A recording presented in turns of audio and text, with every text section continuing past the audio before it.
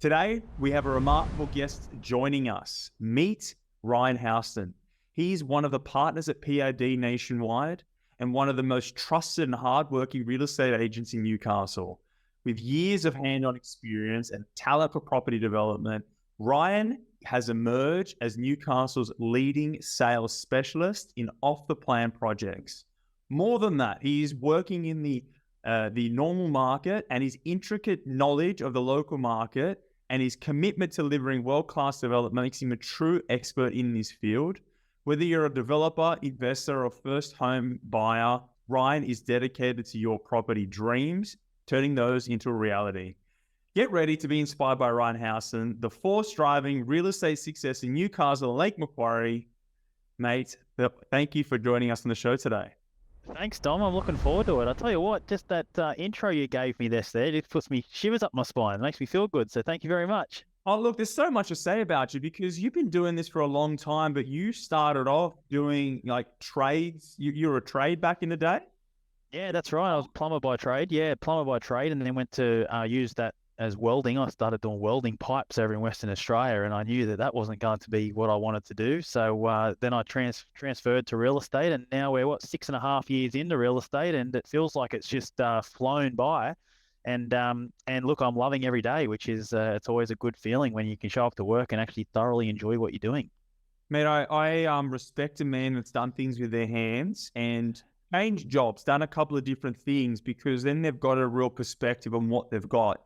And, I think I've met you when you started your career in real estate. So I've kind of seen the genesis of Ryan Houston and where you are today. So, you deserve every ounce of that introduction and more, to be honest. The last time we caught up, it was a very successful podcast. Many people spoke to me and said, hey, that was a great show. You got to get Ryan back on again. And I think it's because of how genuine you are, the information that you provide. And for all of you out there, go and follow Ryan now on Instagram and in different spaces that he's there, because he's always offering quality advice. It's not just shit for shit's sake. It's not content for just the sake of being out there. He's actually genuinely talking about stuff that's going to help you, whether you are a developer, an investor, or a home buyer. So yeah, meant it all. Thanks, Dom. Really appreciate it. And yeah, I truly believe that social media is a great platform to give a lot of value, and that's something that I'm really trying to do. So Instagram's my preferred social media account for that value. And if you want to follow, go ahead. And I'm happy to share everything I know. So let's get straight into it. What's happening with you, mate? What's going on with the sales? What's the sales activity? Buyers, sellers, what are you seeing out there? Yeah, look, I look at that as a question, a loaded question in a way, because there's always a market for whatever you're doing, whether you're buying, selling, or renting, whether you're looking at off the plan or established homes in Merewether or investment properties out at Jesmond and Shortland. There's all these intricate small markets, and every one of them are so different. So let's start with what the buyer is. And what I mean by that is, let's talk about the first home buyer market, the downsizer market, the investor market, and then the young family market, because typically those locations offer more specifically to those specifics. So let's start with the first home buyer market, right? In Newcastle right now, the first home buyer market is hot. And I'll tell you why. July 1's coming as well, where the stamp duty here in Newcastle is going from fully exempt from $650 right now. So if you buy a property under $650, you are stamp duty exempt, right? If you're a first home buyer. In July 1, it goes up to $800,000. So that is going to, for sellers in Newcastle or Lake Macquarie or the surroundings, it's going to be beneficial to you guys, because I believe there's going to be more demand in that space, and it's actually going to bring up, in my opinion, the sale values because of that more demand, more people wanting to buy in that sort of price bracket. First home buyers still very strong. The locals and from out of area looking to invest in Newcastle Lake Macquarie, now known as the lifestyle city or suburb, where you've got harbours, lakes, beaches, very strong. Now, when you're saying 650, that's for any property, or is it brand new property, or what is that? Any property.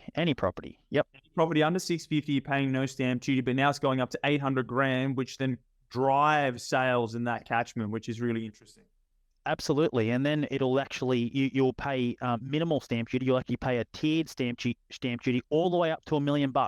So the first home buyers now, they're going to be coming in with a lot more budget, in my opinion, because stamp duty, I think what off my last recall was 650,000. You're paying 24,000 in stamp duty. So I mean, it's going to be a big saving. It's huge. I'm paying $94,000 in stamp duty in my most recent purchase. That's a big one. It is. So it's a good help, and I think that's going to really drive, and it's going to create a little bit more consumer confidence in a environment where the media is not really giving much confidence. Mate, that's really good information. When talking about first home buyers, you just said something that was interesting. Are you seeing a lot of people from Sydney coming up to Newey? Yep, big time. They're seeing value because, look, where we come here in Newcastle Lake Macquarie, we're so everywhere. Everything's 20 minutes away. You're 20 minutes from the lake. You're 20 minutes from the beach. You're 20 minutes from the shops. You're just so close. We don't have the traffic that you guys have. We don't have all of these, I suppose, affordability issues that Sydney have at the moment, where you're buying a studio for 800,000. Where here in Newcastle, we could get you a nice 3-bedroom family home for 800,000, only 2 hours up north. So that's where I think there's a real appeal, and that's why we are seeing a lot of migration, which is keeping the first home buyer market pretty strong. Okay. So investors, mate, they've really dropped. Investors, I look where they're putting their money. I think they're holding their money. I don't know where they're putting their money because it's not with the investment stuff that I've got. Investors in property, not over that much demand. The one market I am seeing in investors are out the bush, Orange, Armidale, Dubbo, those areas where they're wanting to invest in Newcastle, and their mindset is that they'll just buy something here and forget about it until 5 years' time. By the time they sell their farm, they do all their things, they then come here in 5 years' time. That's specific on my existing apartments between Newcastle and Wickham. I'm seeing that sort of model. But really, they're investing to future owner-occupiers. So, I mean, are they really investors? Not really. No, not really. You're right. Then the owner-occupiers. So let's talk about owner-occupied downsizers first. Look, the owner-occupied downsizers, what the issue is that we're seeing on the coalface or in where I'm working is that there is so much wealth in the downsizer that is really untapped. And I'm constantly speaking to our developers and saying, how can we tap into this? Because the issue is there's two key words, want versus need. In the existing markets where you've got death, divorce, diapers, and default, let's just call them 4Ds, there's actually a need to those. With the downsizer, they might be on a 600 square meter block, and every weekend they're going out and they're mowing their lawn again, and they're going, Dale, I can't wait to downsize into something. But when it all gets too hard, or the media's, saying how hard it is out there, they always just go, well, look, we don't actually need to. Let's just put up with it, and let's just do it, when it's much nicer. So what I think we need to do as real estate professionals is we need to come up with a strategy on how can we make a smooth transition to these wealthy downsizers who may be sitting on a $2 million property, 600 square meters, into a nice 3-bedroom unit off the plan maybe for 1.8 million on a smooth transition, and give them the confidence that they're not going to lose money, or they're not going to lose their life savings or their superannuation, all of those things that are on their brain. So I think there's an untapped market there. And Dom, I think that market is still very strong. And I always urge my developers to have the downsizer in their mind when they're looking at designing a new development. Really good advice. I think that people should go a step further and have downsizers on the mind when you're buying property generally. Because it's, as you said, it's the largest intergenerational wealth transfer that we've ever seen. We are an aging nation, and there's a hell of a lot of money in the 3Ds normally, but I like the 4th D because normally they say death, divorce, and debt. And then you've added diapers. These are the 4 times that people need to be buying or selling their real estate. They're upgrading when you got diapers, which is where I am. But with the with downsizers, it's interesting because they're coming off a huge property, no debt or very, very little debt. They're trying to clear the debt and buy something simple. And what I like about that strategy is it helps investors or just purchasers think about who's going to be buying that property in the future, thinking about where the future purchaser is and what that exit looks like, and what kind of money and what kind of capacity they have. So yeah, good advice, mate. And I think that that's a captive market to be paying attention to. That's for sure. Absolutely. And the last one is young families. Young families. So that's the diaper category where I think you're in and I'm in at the moment, where they're wanting to upsize. Now, what's happening in that market is that a lot of the properties that they want to buy are the properties that the downsizers are currently residing in. And what happens is there's actually not much supply because the downsizers aren't moving. So then the families are actually competing quite aggressively at around that sort of $1.2, $1.5, $1.8 million mark, and that's where the supply and demand doesn't really work, and that market's actually quite strong.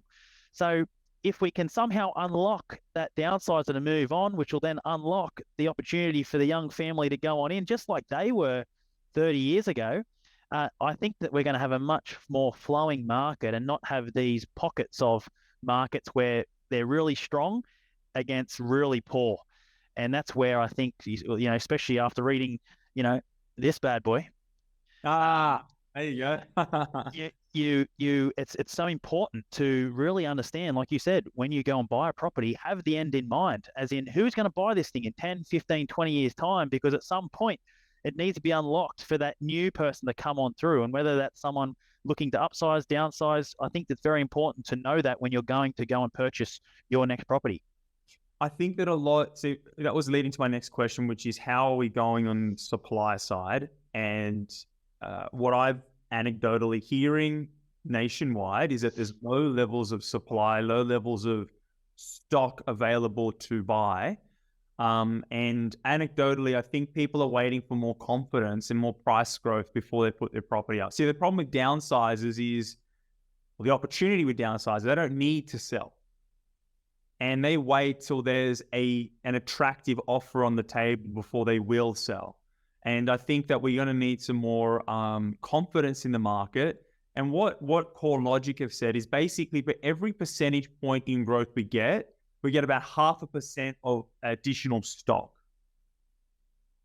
So, when there's unless there's fire selling, we're not seeing fire selling at the moment. Anecdotally, there's none in the market. So, what are you seeing from a stock side of things? Are you seeing new listings or a lot of new stock coming on, or is it pretty tight? Well, look, this month, I've got to say to you, what is it, the 14th? We're nearly halfway through the month. Just so you know, the listeners, a normal day as a real estate agent is you're typically doing about 3 appraisals a day, right? That's just the average. Yesterday, did 9. Now, I'm not saying that, I didn't get that much better or my marketing didn't get that much better, but something has shifted. I'm telling you, something has just shifted in the fact that people are wanting to get their price update on their property. Now, I never want to assume, but I'm assuming that people may be gearing up to start to sell. I'm looking at the listing numbers for June for us as a whole company. They're quite strong compared to last few months. So my gut feel, and I guess this is just an assumption, that I really think that with these interest rates rising, I think that we're going to start seeing, especially that that young family, young professional markets, starting to realize that they'd rather, instead of having an investment in Newcastle West, 1-bedroom investment, they would rather sell that. That way they can go on a holiday at the end of the year or go and spend their money on discretional spending, because right now that once positive geared property is now a negative geared property, and they're looking at the long term and they might be thinking, well, let's put that money elsewhere. So look, what I'm seeing, Dom, is I'm starting to see a little shift in the fact that the last 6 months, no stock. It's been very tight. But this month, and this is literally just live yesterday, 9 appraisals, which just the average numbers, 3 of them will become a listing. That's just the numbers, how it works, 30%.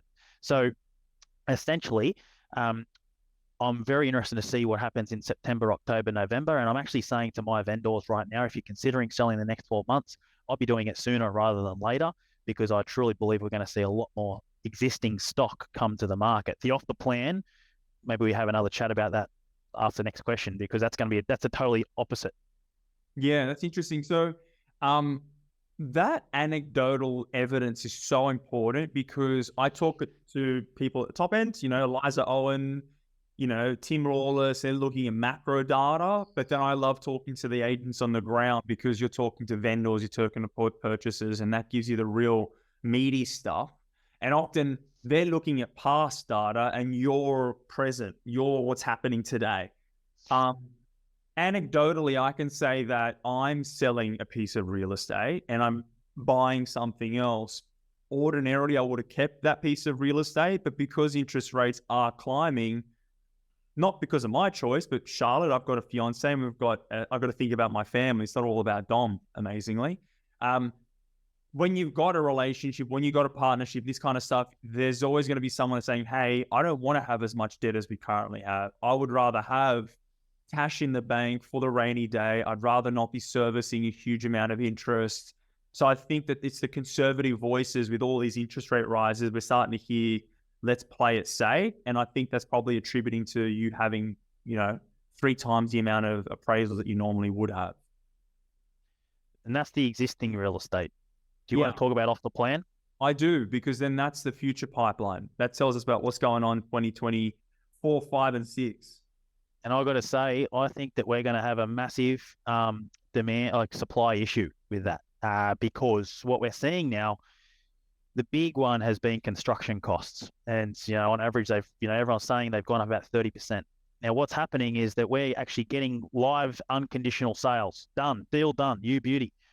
And then the developer gets the CC, then gets the build contract or the build tender, and they're falling off their seat and going, holy dooly, if we do this job, we're going to lose them. We're not going to make money. The bank looks at it and goes, mate, you're going to lose money. We're not going to back you.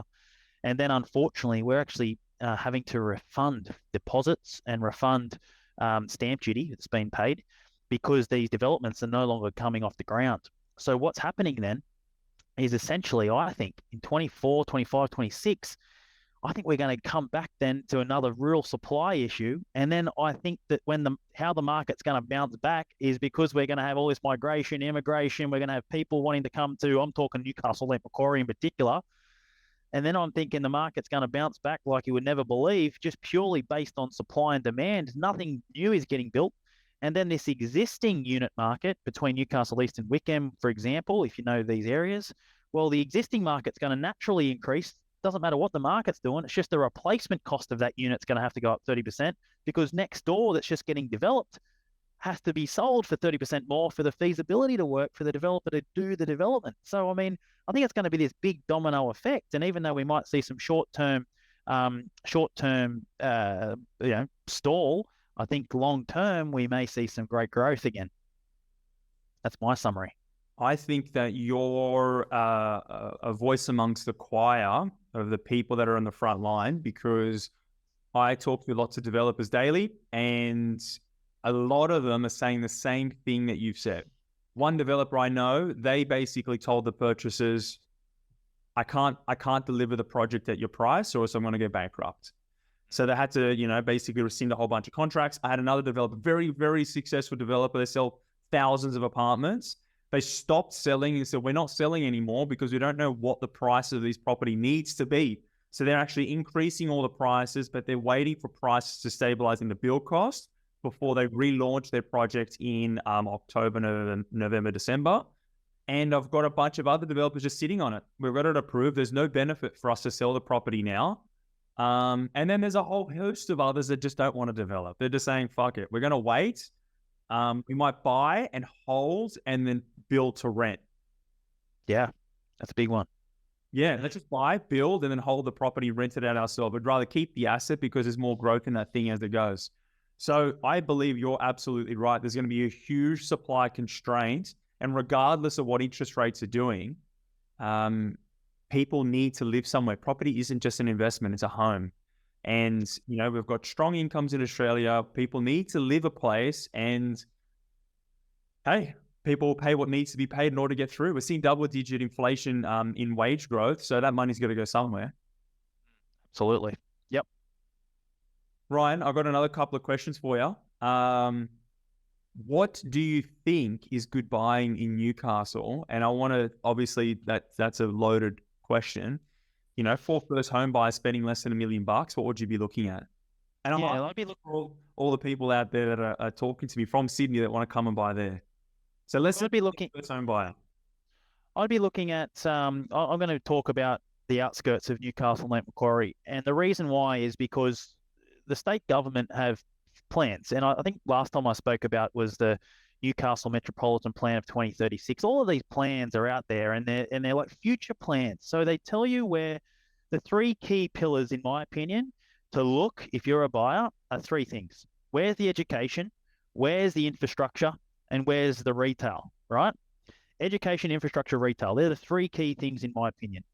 The buyers, people want to walk to those things, okay? Coffee shops, restaurants, schools, beaches, lakes, all of these things, okay? So if I look at Newcastle on a bird's eye map, the three best suburbs, in my opinion, are on the outskirts under $1 million. One being Broadmeadow, okay? Now, the reason why Broadmeadow, you've got Broadmeadow train station, you've got McDonald Jones International Stadium where the Knights play, the Jets play. It's a world class arena.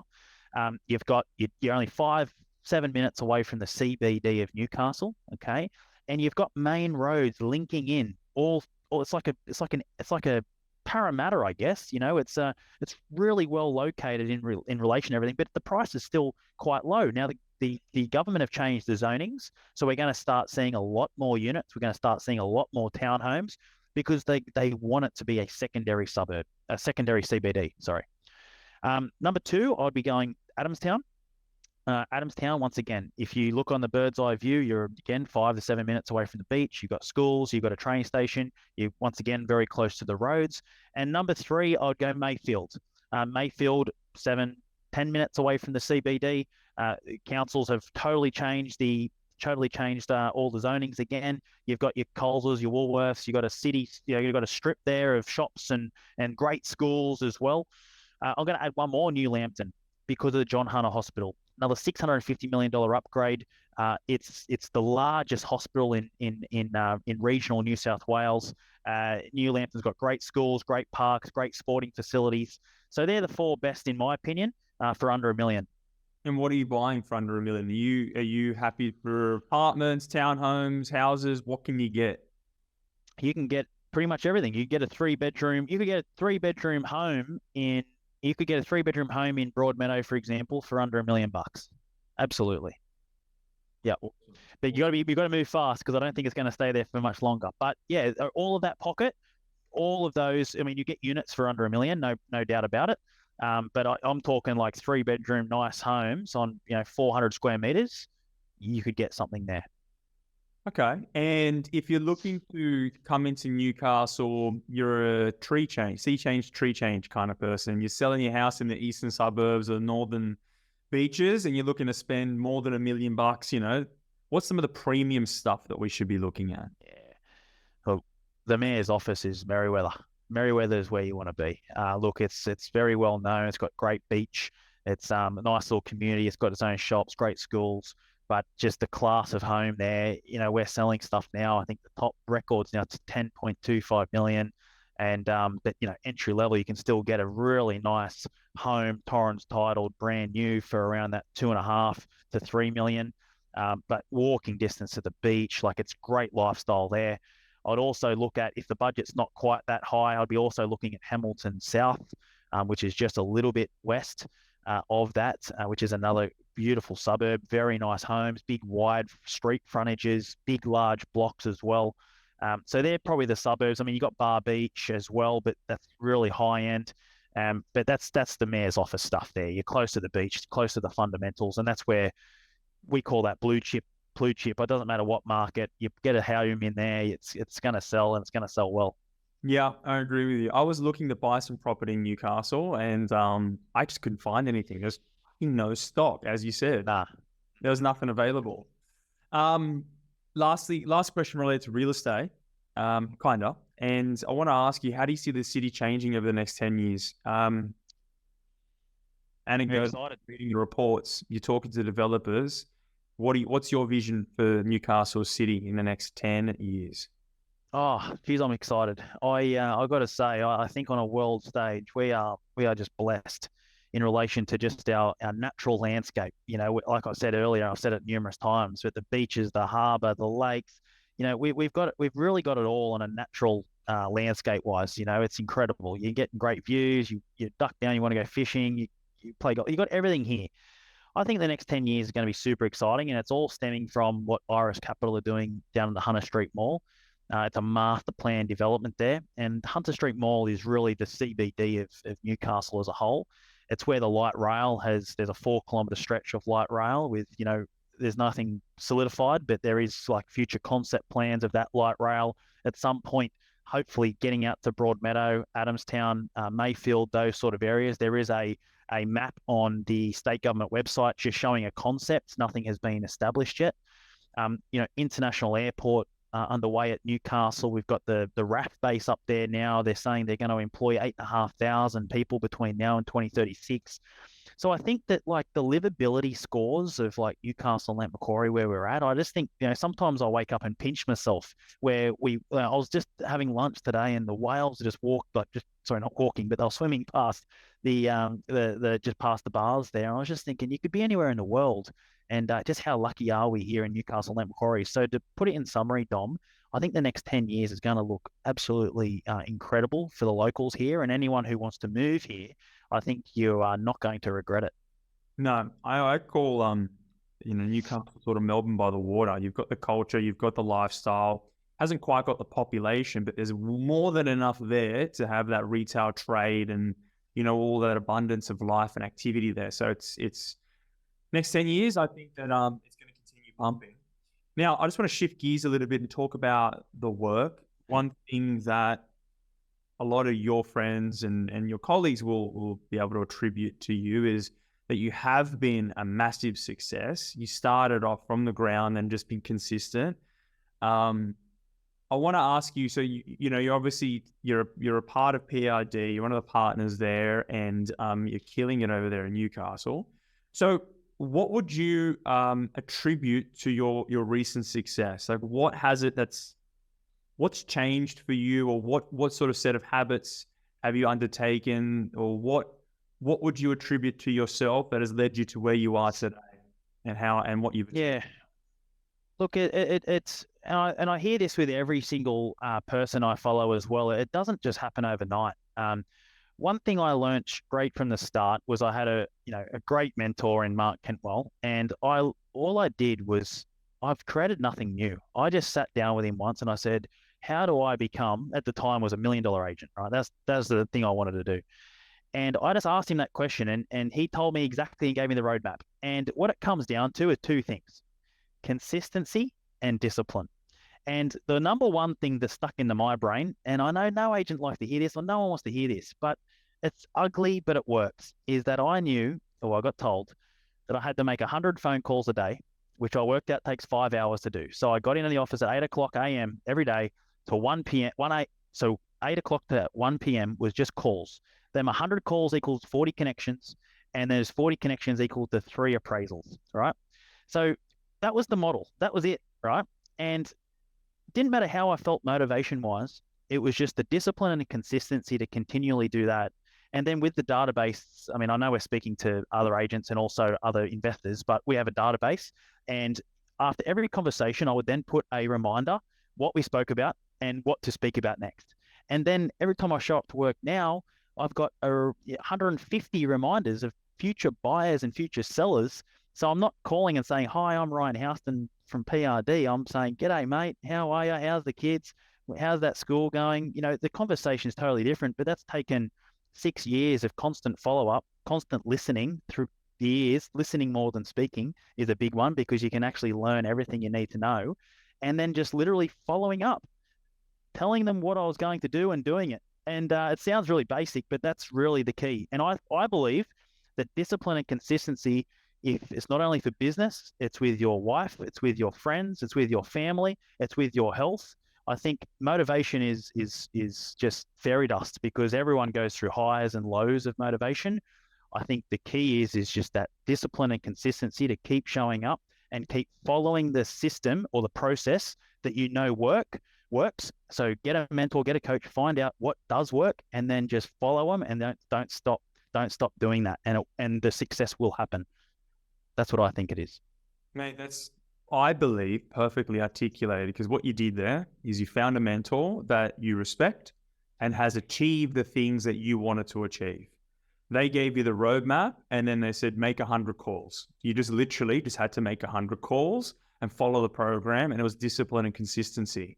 You can't say that enough.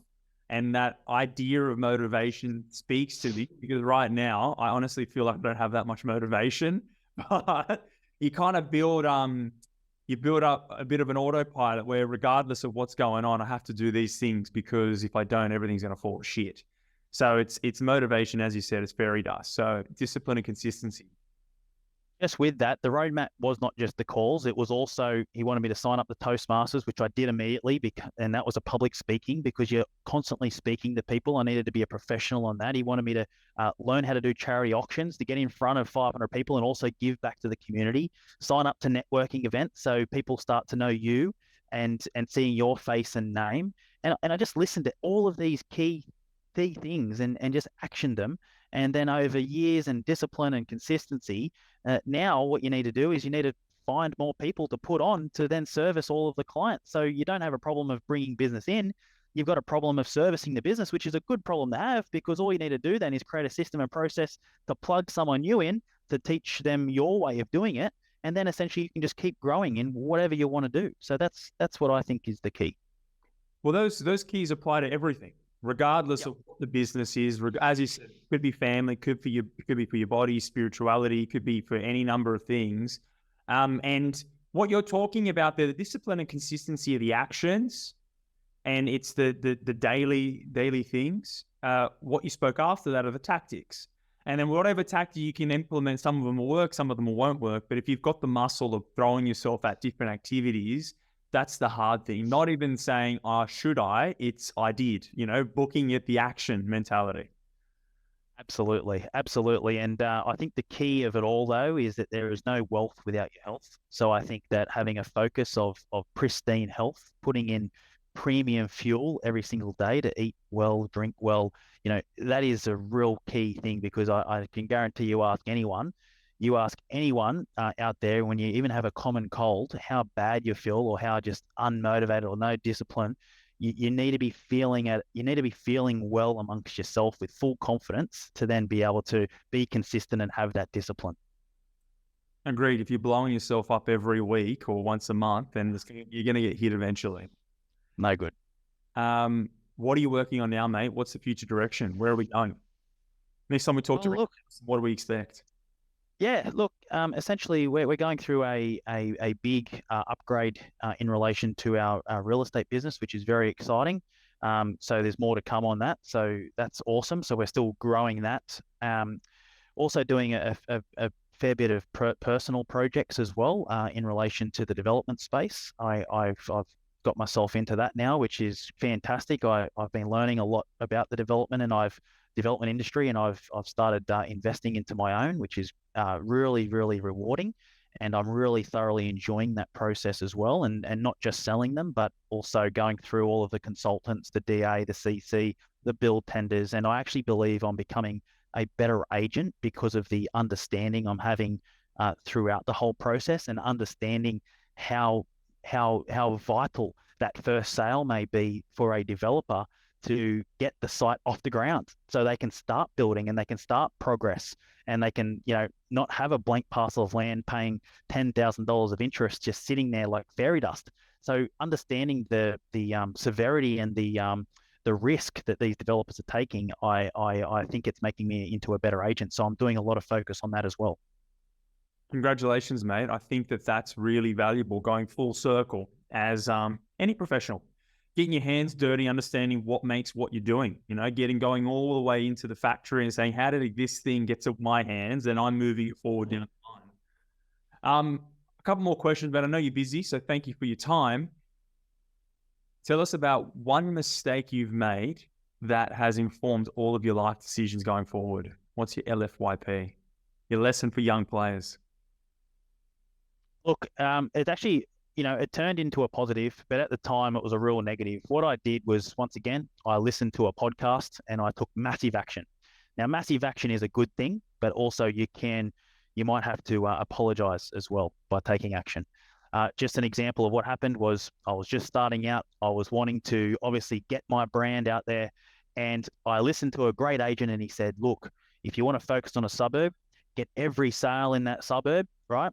And do a letterbox drop and a door knock to let them know about these sales. Now, I didn't put any branding or anything on there. So it actually, looking back, it made it look like that I made the sales, which I actually didn't. All I was wanting to do in my young brain was to give value to the consumer or give value to the house owner. One of the agents called and was really unhappy, legal stuff and all of this. And all I wanted to do was say sorry. And I wasn't even allowed to say sorry because she wouldn't let me pick up the phone. It was all through solicitors. And anyway, what I had to do is I had to go back through and door knock everyone and just let them know that I actually didn't make the sales. So, well, yeah. So what I learned from it though is that even though that was a great lesson in relation, and I felt like a little puny, like I felt so bad and I felt horrible, and all I wanted to do was say sorry, and I actually wasn't doing it. I guess I just wanted to improve my business, right? But looking back at it and how that's an actual benefit to me in my career is that I've always taken massive action. And I think that taking massive action and sometimes apologizing later is not a bad way to live life, because when I look at the two ways you could do it, you could sit there and be analytical and make sure it's all perfect and nothing ever happens, or you can take massive action and maybe 1% of the time you will need to pick up the phone, apologize, say I did that wrong. So I guess the lesson to any young listeners is take action, and not everything is going to be perfect, but don't let perfect stop you from moving forward closer to your goals. Mate, I love it. Done is better than perfect. I live by that. It pisses people off around me all the time. And I completely agree. I'm similar to you in that I take action first and apologize later. You can hurt people that way. You can hurt yourself oftentimes in that way. And you'll end up apologizing for your actions, but you're absolutely right. You're going to learn a lot of hard lessons, but you'll notice that by knocking on doors and doing the thing first, you're going to learn a lot more than if you sat in your ass and waited for, the stars align and for you to overthink it and do nothing. So look, that's a really good lesson that you learned there. You pissed off a lot of people, but then you got to door knock and introduce yourself to everybody in the suburbs. So you probably picked up some listings after that, no doubt. Well, I built some great relationships because they thought this young guy's got some hide to come back again after all of the disruption. But I did, and I took action again and actually did that, where I probably could have just hidden behind a letter and said sorry, but I wanted to front up, face the music, and I think they actually really appreciated it in the end. And now that agent I've got a great relationship with. So it's funny how it all comes back around. That's good, mate. So this is a shameless plug for my book, You Won't Fuck It Up. But what's one piece of advice you give new investors and homeowners so they don't fuck up their next purchase or property? Yeah, look, what I think the biggest thing is I think that you have to reach out to a professional, and you need to get very similar to what I said about the advice for career. I think number one, you need to reach out to a professional and get some advice on the pros and cons on what you're going to do or what you got in your brain. Okay. Then if they're decent, which I'm sure they would be, they will give you a roadmap on what to look for, what to not look out for, like little tips and tricks. Then I guess the method, like I'm going to summarize all of this podcast in the one thing, is take massive action. Go out there and take massive action, because I'm still taking the buyers right now who I've been speaking with 5 years ago who told me they wanted to buy.